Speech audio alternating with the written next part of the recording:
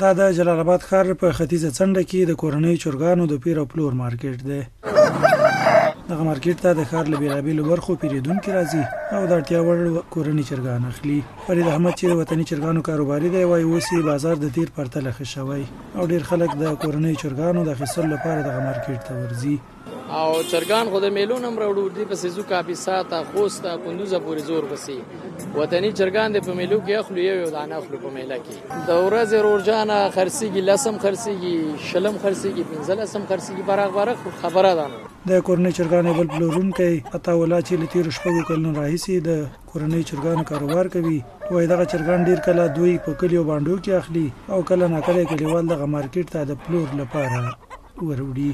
خدای شکر بازارونه خدای دا هم وروره کاپیسا میلونه خوست نه دغه زیان میلو دا د 2.5 نیول تر 0 پورې 1200 پورې کار رقم شته د ساتلو مشته او د بلالولو مشته. د اقتصاد د برخې ماهرین په دې اندي کې کورنۍ د چرګانو روزنې ته مخه کړي نه یوازې دا چې اقتصادي وضعیت ورسره ښه کېدای شي بلکې د هیواد د اقتصاد په پیاوړتیا کې هم اغیزناک تمامېدای شي.